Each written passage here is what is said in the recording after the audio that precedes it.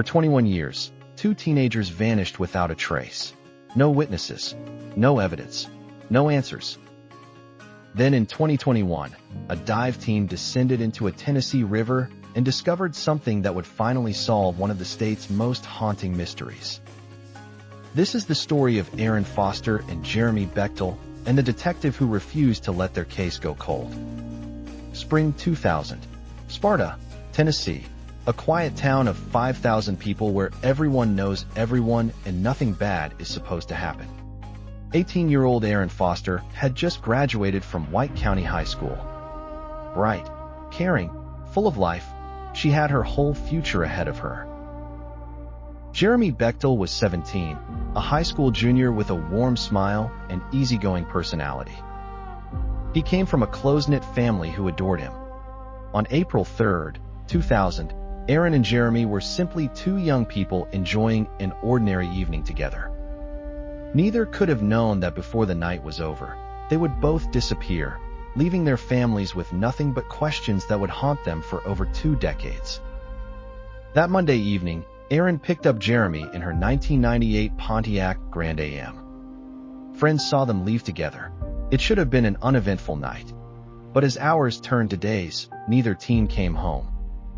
By morning, panicked families contacted the White County Sheriff's Office. A massive search launched immediately. In a town as small as Sparta, 2 teenagers and a vehicle don't just disappear. Investigators canvassed the area, interviewed everyone who might have seen them. But they hit a wall. The last confirmed sighting placed them driving through Sparta that evening. After that, nothing. It was as if the earth had swallowed them whole. Search parties combed woods and back roads. Helicopters scanned from above. Dive teams checked nearby waters. Every lead was pursued with urgency. Theories emerged. Had they run away? Both families rejected this. Neither teen had taken belongings. Foul play. No evidence of a crime. No signs of struggle. Months turned to years. The case went cold, but the families refused to give up. They organized searches, kept the story in local news, plastered missing person flyers across the state. Every birthday, every holiday became a painful reminder. 21 years passed. 2 decades of unanswered questions. 2 decades of families living in limbo, unable to grieve, unable to find closure. But someone out there was still looking. Jeremy Bechtel was a diver and cold case investigator with adventures with purpose. He specialized in using advanced sonar technology to search bodies of water for vehicles overlooked by traditional methods. His work had solved multiple cold cases across the country. In late 2021, Sides focused on the Foster-Bechtel case. His experience told him what investigators suspected but couldn't prove. That car had to be in water somewhere. He studied maps, identifying every waterway in White County. He analyzed road patterns from 2000, weather conditions from that April night.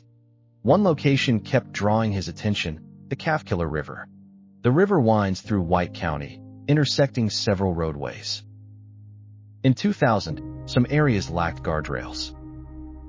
At night, a driver could easily lose control and plunge into the water below. Previous searches had checked portions of the river, but 2000 technology was limited. If a car had sunk deep into silt, traditional methods might have missed it. Sides decided to search himself using modern side-scan sonar. After 21 years, he knew the odds. But for families who never stopped hoping, he was willing to try. November 2021. Sides and his team arrived at the Calfkiller River. They began scanning the river bottom, section by section. For hours, the sonar showed nothing but rocks and debris. Then, the sonar pinged. A shape emerged on screen.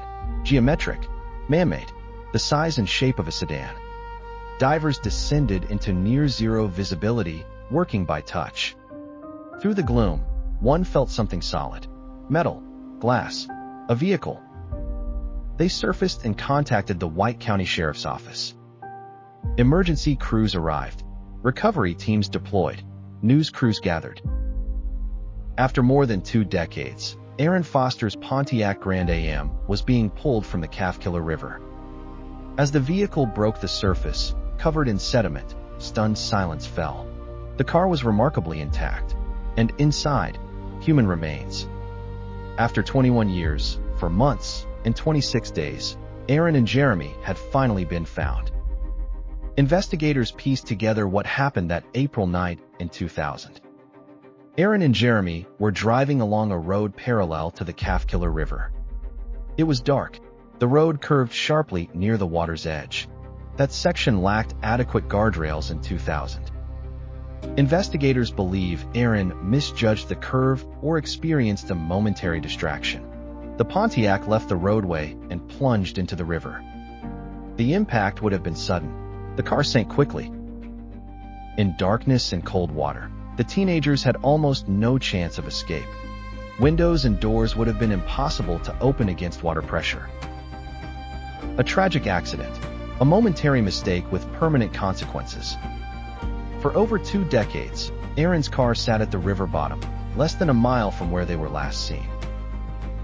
But the river kept its secret until technology and one determined investigator brought the truth to light.